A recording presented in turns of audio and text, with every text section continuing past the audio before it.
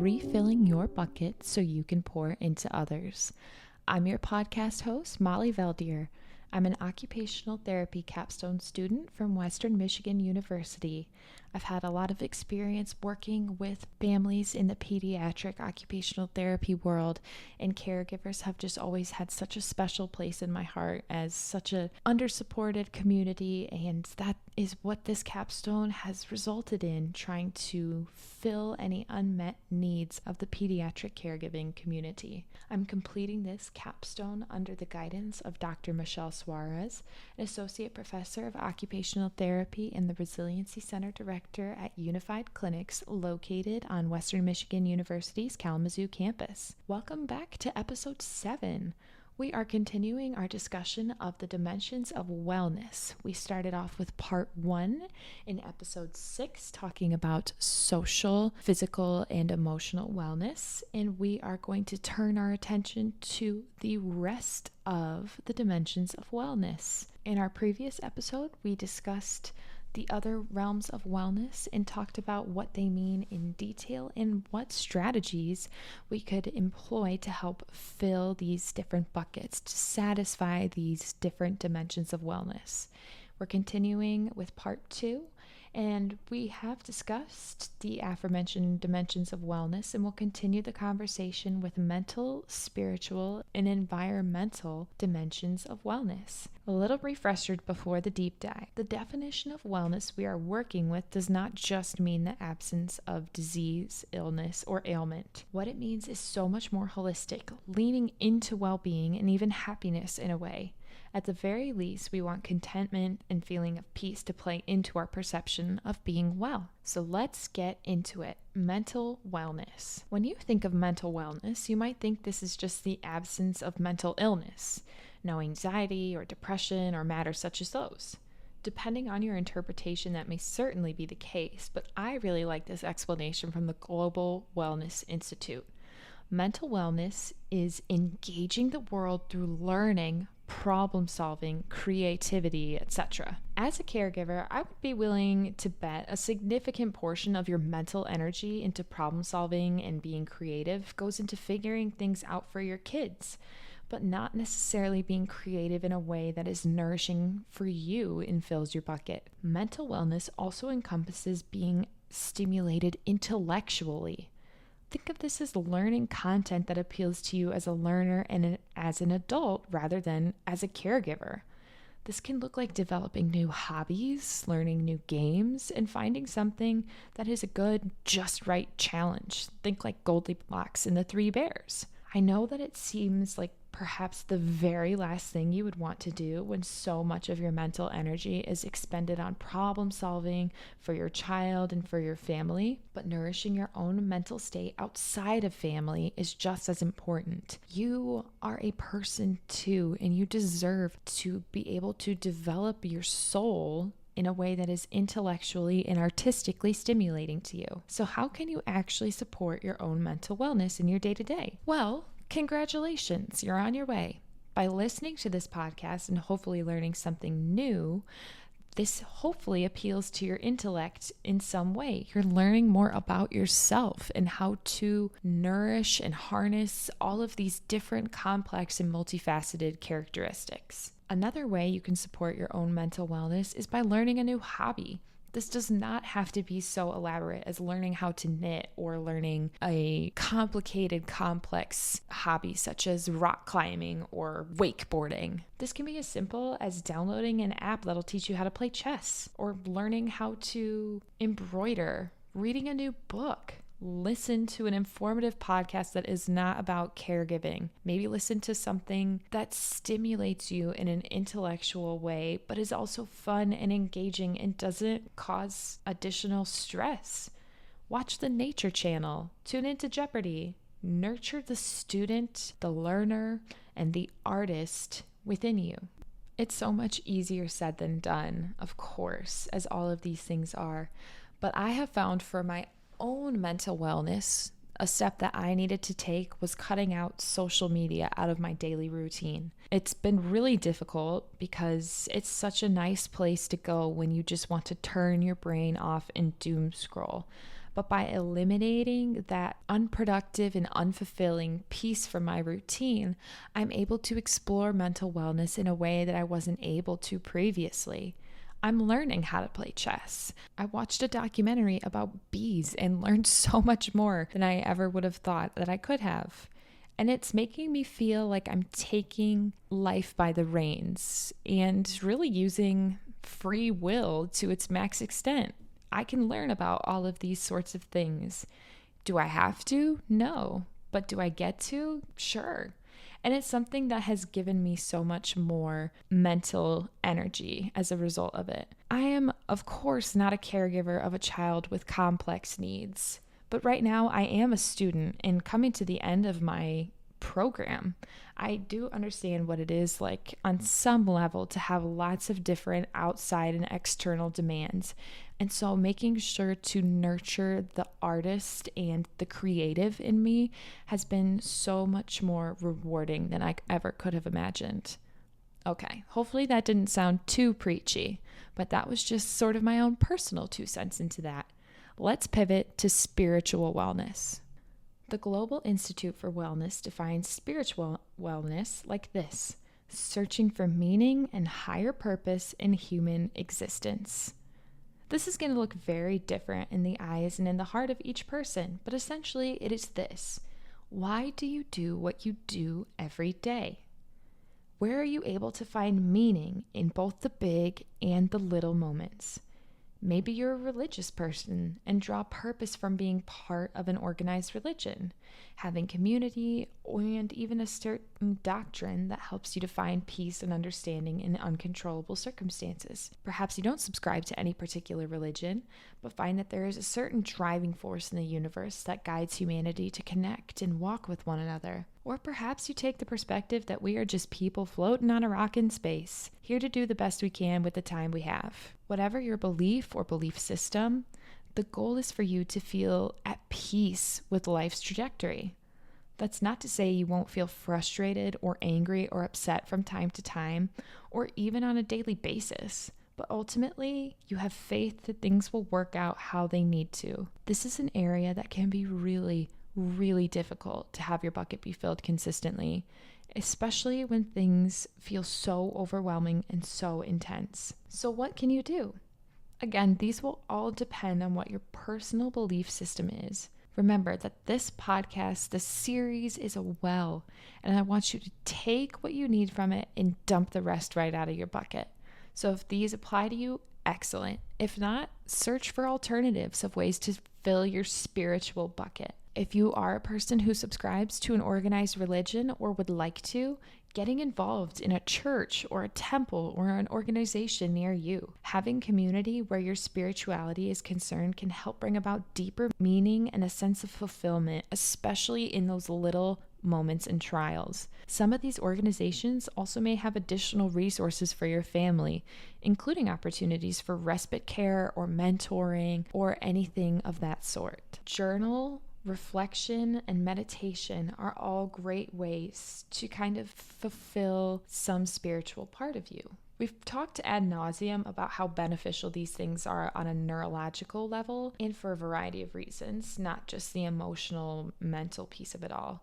But pondering spirituality and connectedness is a great way to learn more about yourself and to continually find meaning in the day-to-day. Practicing gratitude is another amazing way to connect with that spiritual wellness inside of you. Keeping a gratitude journal or even just taking a few minutes out of your day to reflect on something that you are grateful for.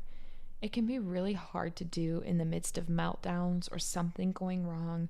However, reminding yourself that there are things worth having gratitude over, maybe even just a sunny day, can help you feel more spiritually fulfilled. I'm going to get a little bit vulnerable here for a moment.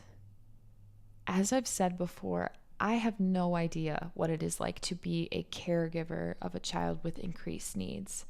All I'm bringing to the table is an occupational therapy lens and perspective and clinical reasoning. So when I say practice gratitude and get in touch with your spirituality and your sense of self. I can say that with an outsider perspective. I don't know what your world is day to day.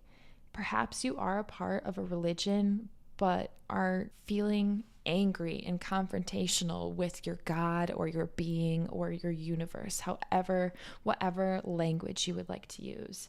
And so nourishing this spiritual part of yourself may be really frustrating and painful. The reason I bring this up is to hopefully remind and just encourage you to think and reflect on these little moments.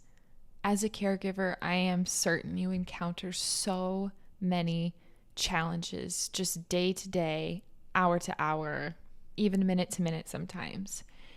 And so to have to wrestle with something as big and as deep as spirituality can just feel like a big old screw you sometimes.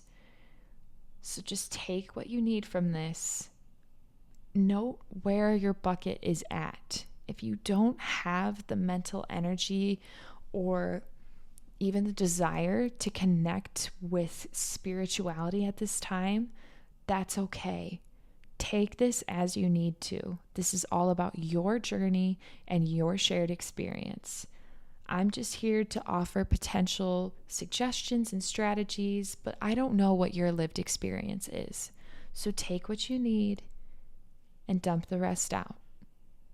Okay, on that note, let's pivot to environmental wellness. Environmental wellness doesn't just necessarily mean the outdoors, though that can certainly play a role.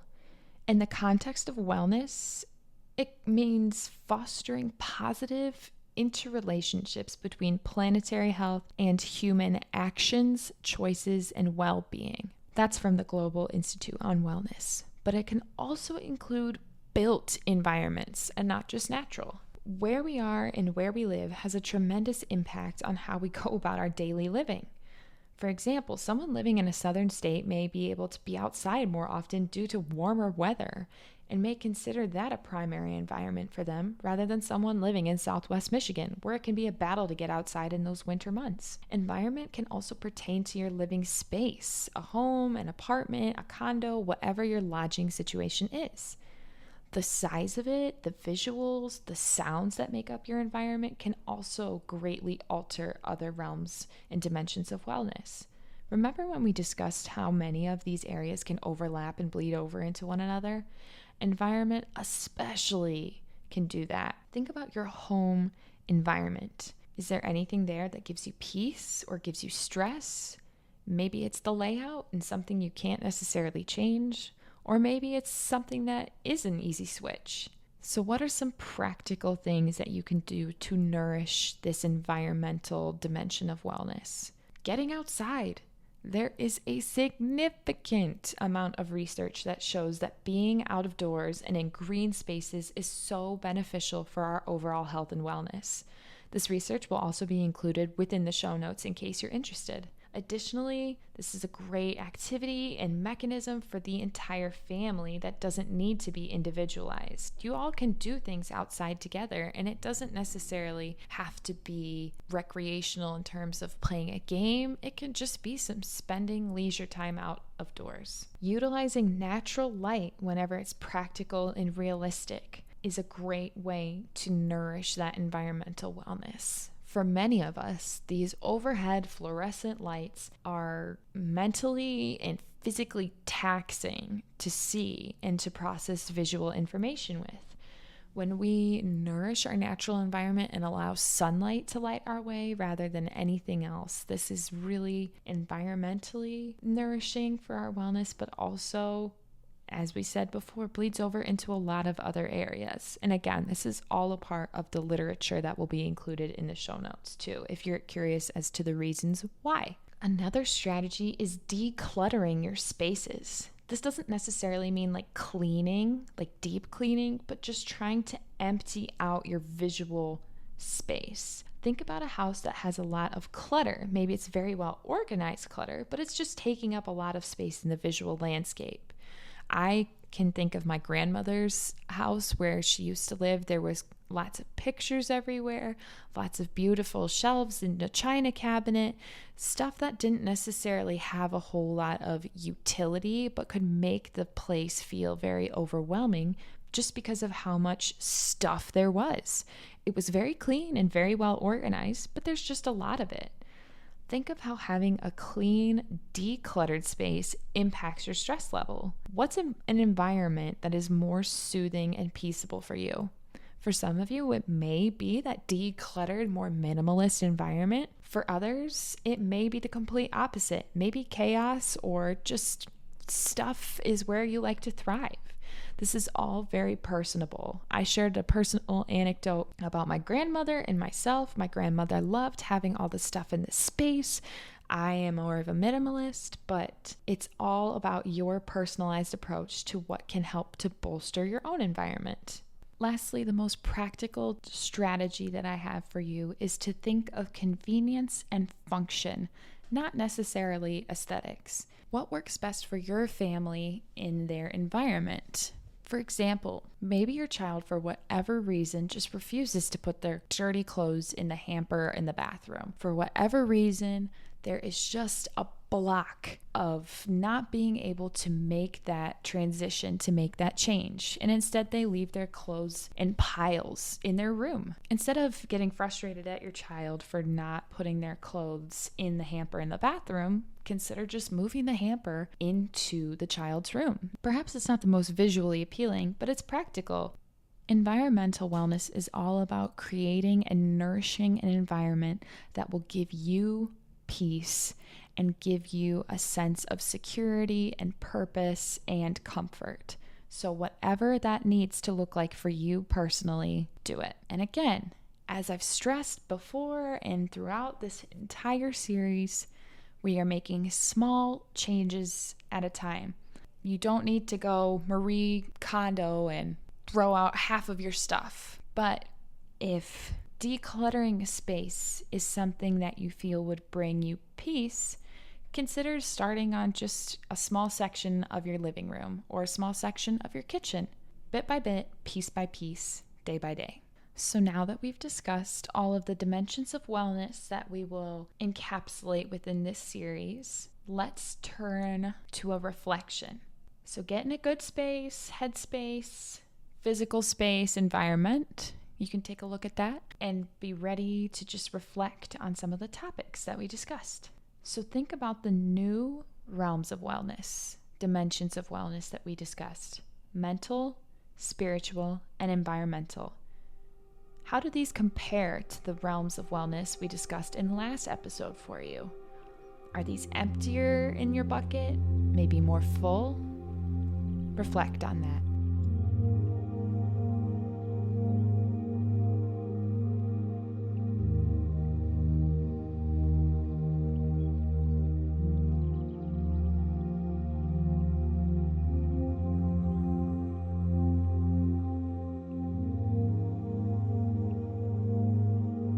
What are some ways you feel like your bucket is full in the mental dimension of wellness?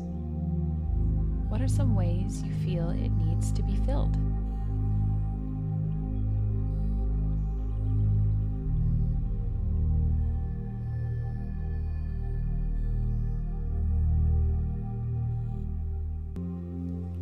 How about the spiritual dimension of wellness? How is your bucket there? What ways is it filled? What ways is it more empty?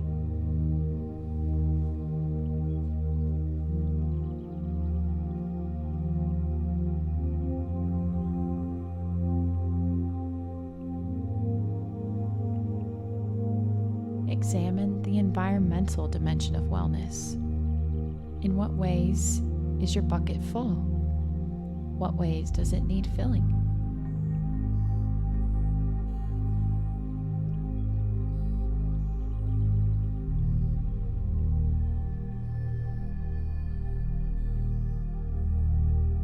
What small changes can you make right now to help fill your bucket in any of these areas? Any of the components that we discussed, or maybe something you've thought on your own? Ponder that. Mull it over.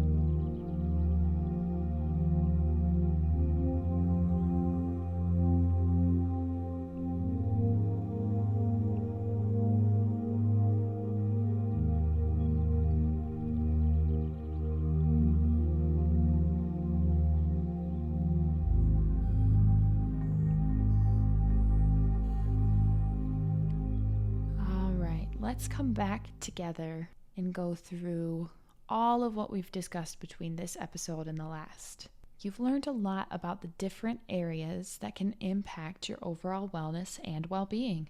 Us humans are so incredibly complicated and multifaceted.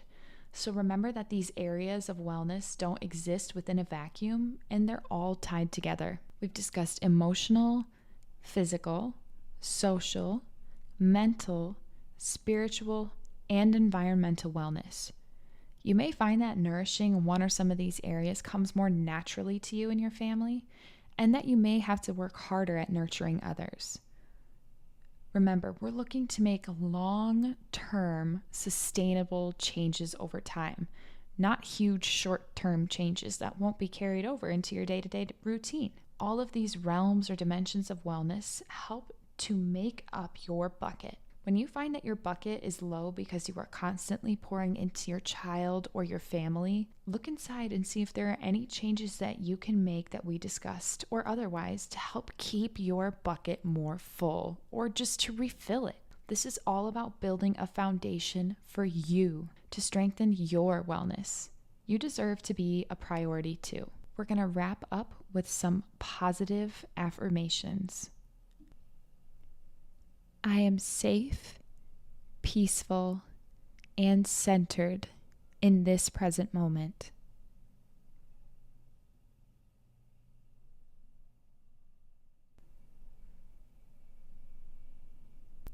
My mind is a powerful tool, and I choose positive thoughts.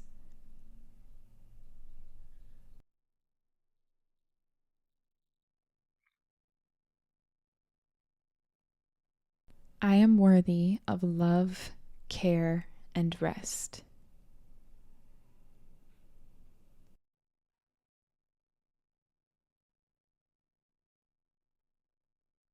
I am a person first before being a caregiver.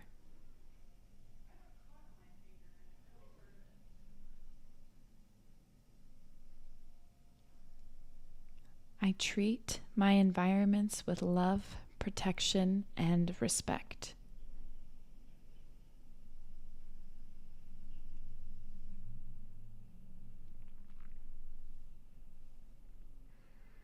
I am a steward of my body and of my environment.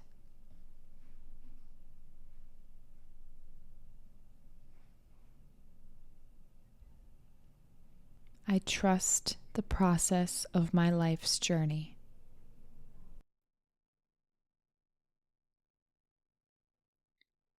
Thank you so much for joining us for episode 7 of The Bronco Well, refilling your bucket so you can pour into others. Next episode is our final episode.